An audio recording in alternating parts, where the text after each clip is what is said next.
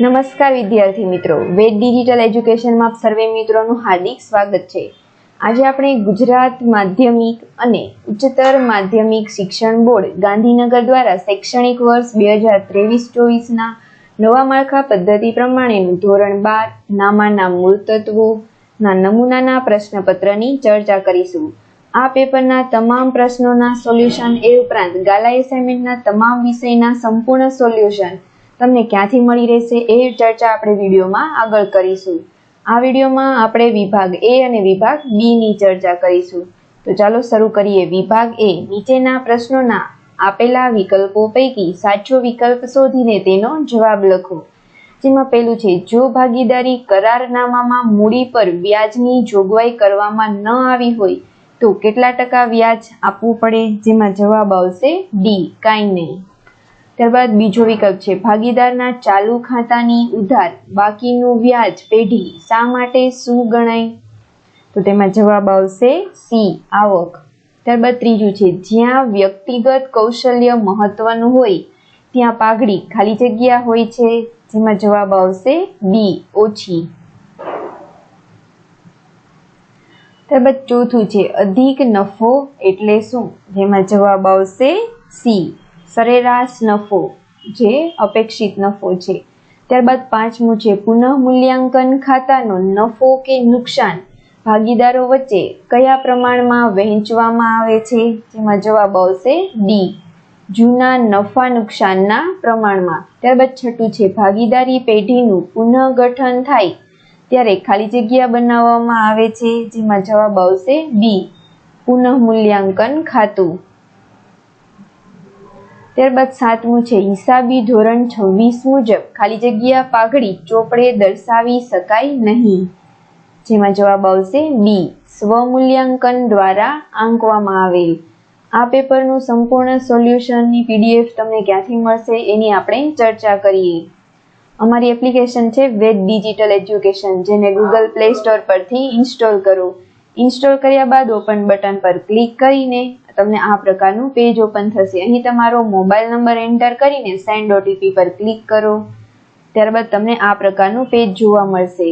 આપણે જે પેપરની ચર્ચા કરી રહ્યા છીએ એ ઉપરાંત તમામ વિષયના સંપૂર્ણ સોલ્યુશન સાથે પેપર તમે અહીં પેઇડ કોર્સિસમાં જઈને જોઈ શકો છો।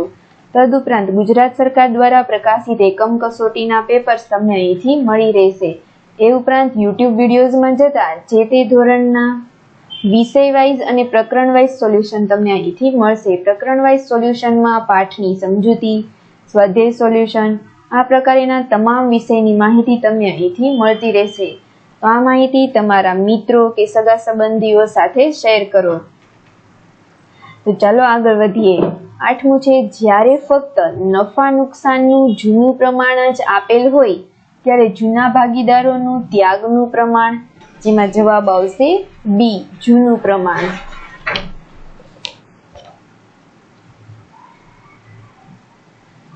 ત્યારબાદ નવમું છે, શ્વેતા, ગીતા અને જ્યોતિ સરખા હિસ્સે નફો નુકસાન વહેંચતા ભાગીદારો છે। ગીતા નિવૃત્ત થાય છે, ગીતાનો ભાગ શ્વેતા અને જ્યોતિને સરખે હિસ્સે મળે છે। તો શ્વેતા અને જ્યોતિનું નવું નફા નુકસાનનું પ્રમાણ ખાલી જગ્યા થશે। જેમાં જવાબ આવશે ડી, 1:1। ત્યારબાદ 10મો વિકલ્પ છે, ભાગીદારી પેઢીના વિસર્જન સમયે મિલકતોની ઉપજમાંથી સૌપ્રથમ કઈ ચૂકવણી કરવામાં આવે છે? જેમાં જવાબ આવશે એ, વિસર્જન ખર્ચ। ત્યારબાદ 11મો વિકલ્પ છે, વિસર્જન સમયે ભાગીદારી પેઢીની મિલકતો અને જવાબદારીઓની હિસાબી અસર આપવા માટે તૈયાર કરવામાં આવતું ખાતું? જેમાં જવાબ આવશે ડી, સંપાદન ખાતું।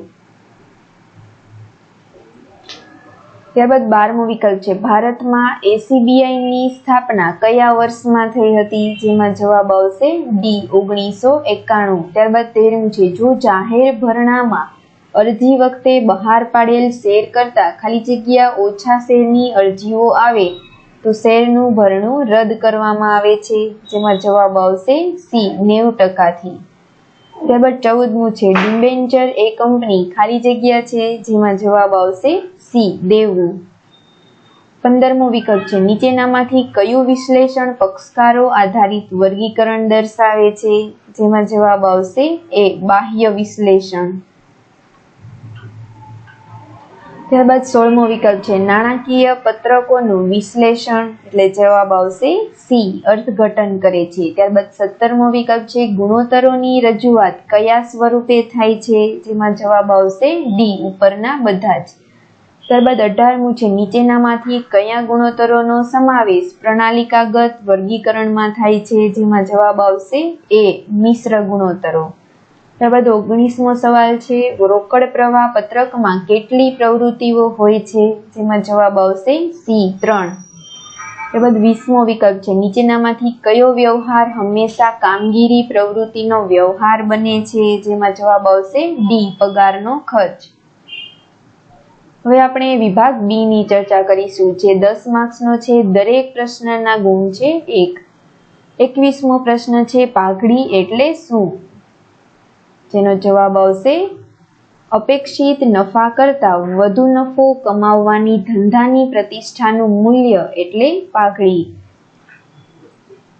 ત્યારબાદ 22મો પ્રશ્ન છે પુનઃ મૂલ્યાંકન ખાતાને બીજા કયા નામથી ઓળખવામાં આવે છે? જેમાં જવાબ આવશે પુનઃ મૂલ્યાંકન ખાતાને નફા નુકસાન હવાલા ખાતાના નામથી ઓળખવામાં આવે છે।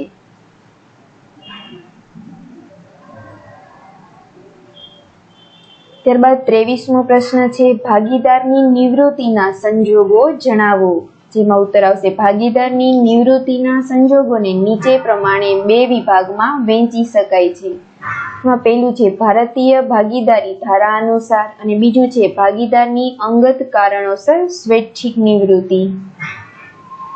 ત્યારબાદ 24મો પ્રશ્ન છે ભાગીદારી પેઢીનું વિસર્જન એટલે શું? જેમાં જવાબ આવશે કાયદાકીય દ્રષ્ટિએ પેઢીનું અસ્તિત્વ કાયમ માટે મટી જાય ત્યારે ભાગીદારી પેઢીનું વિસર્જન થયું કહેવાય।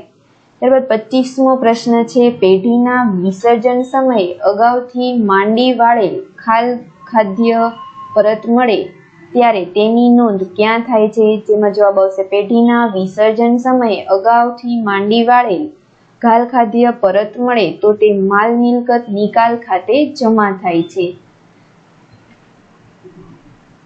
ત્યારબાદ 26મો પ્રશ્ન છે કંપની ધારા 2013 મુજબ કંપની કેટલા વર્ષની મુદતના ડિબેન્ચર બહાર પાડી શકે? જેમાં ઉત્તર આવશે કંપની ધારા 2013 મુજબ કોઈ પણ કંપની 10 વર્ષથી વધુ મુદતના ડિબેન્ચર બહાર પાડી શકે નહીં, પરંતુ જો કોઈ કંપની ઇન્ફ્રાસ્ટ્રક્ચર પ્રોજેક્ટમાં કામ કરતી હોય તો વધુમાં વધુ 30 વર્ષ સુધીના ડિબેન્ચર બહાર પાડી શકે। ત્યારબાદ 27મો પ્રશ્ન છે ગુણોત્તર એટલે શું? જેનો જવાબ આવશે બે હિસાબી આંકડાઓ વચ્ચેનો સંબંધ જે ગાણિતિક રીતે દર્શાવેલ હોય તેને ગુણોત્તર કહે છે। ત્યારબાદ 28મો પ્રશ્ન છે વેચાણ પડતર એટલે શું? જેમાં ઉત્તર આવશે વપરાયેલ કાચા માલની પડતરમાં મજૂરી અને કારખાના ખર્ચ ઉમેરતા જે પડતર મળે તેને વેચાણ પડતર કહે છે।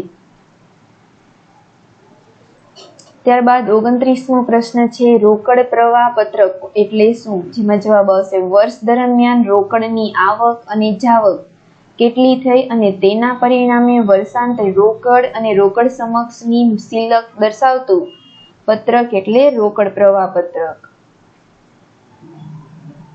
ત્યારબાદ 30મો સવાલ છે રોકડ અને રોકડ સમક્ષ એટલે શું? જેનો ઉત્તર આવશે રોકડ એટલે હાથ પરની રોકડ સિલક અને બેંક સિલક।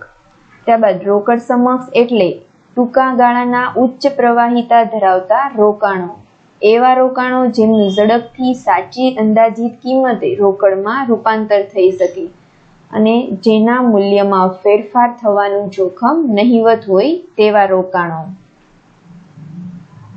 અહીં આપણે વિભાગ બી ની ચર્ચા કરી, વિભાગ સી, વિભાગ ડી અને વિભાગ ઈ, તદુપરાંત વિભાગ એફ ના તમામ પ્રશ્નોના સંપૂર્ણ સોલ્યુશન આપણે આગળ ચર્ચા કરી એ પ્રમાણે અમારી એપ્લિકેશનમાં જઈને તમે પેઇડ કોર્સીસમાં જઈને તેને જોઈ શકો છો।